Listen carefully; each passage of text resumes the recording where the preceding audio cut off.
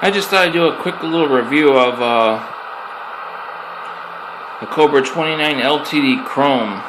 This is basically a Cobra 29 Classic that they made a few changes to.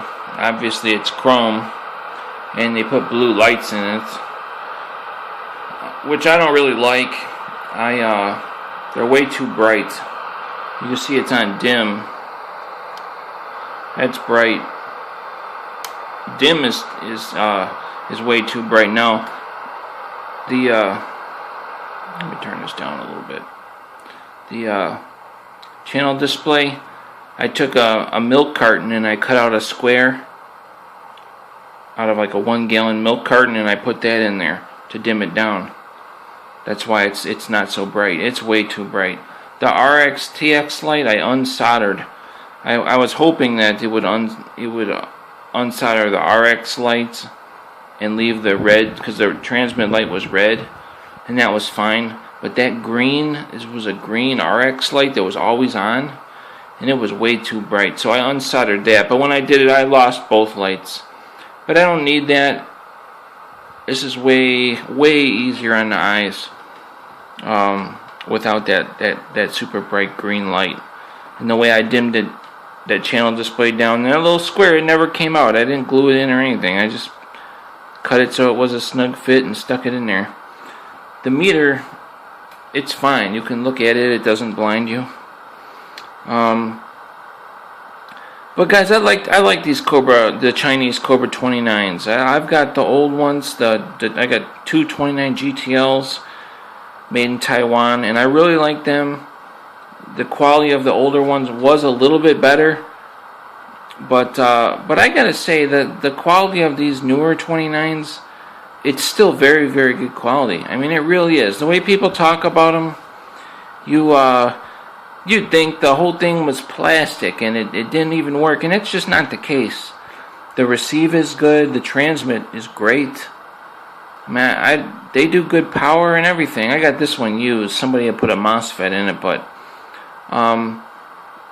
you know, I cut the limiter. I take the limiter out of them, and I take the audio limiter out of them, and I just use a regular unmodulated mic, and it's got plenty of modulation, man. And the Chinese ones, I just run the dynamic pretty wide open with an unmodulated mic, and it sounds like a power mic. It's loud. If you run a power mic, you gotta turn the dynamic down. They give you talkback on the 29 LTD Chrome. The Classic does not have that, and I really like the talkback, especially when if I put this in my vehicle. It lets you know if any sounds from your motor are coming through or whatever, or if you just want to hear if your mic is working or whatever. So that's cool. They put that on there. What they should do, get rid of the Delta tune and put a variable power here. And because of FCC regulations, just put 1 watt, 2 watt, 3 watt, 4 watt variable power. You know, I mean, how cool would that be? You know, you just put it at 2 and there's a 2 watt dead key. Put it at 3, there's a 3 watt dead key. I mean, how awesome would that be?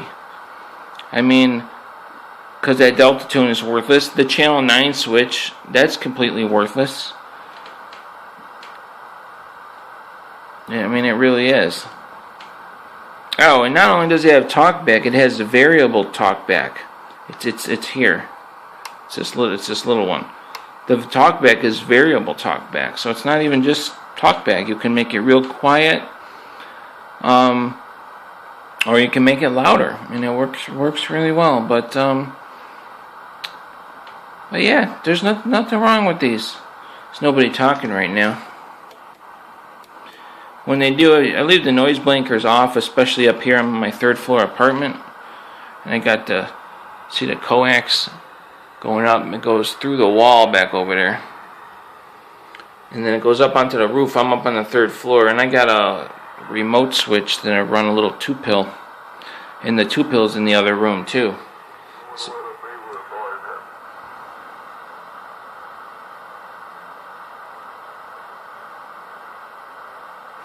but yeah, guys, the China 29s, I really like them.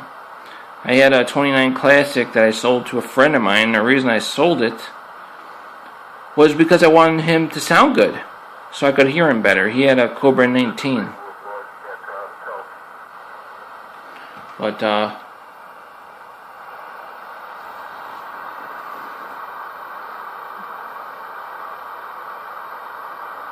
I'll just give you a look at that. Cobra 29 LTD Chrome, really good radio.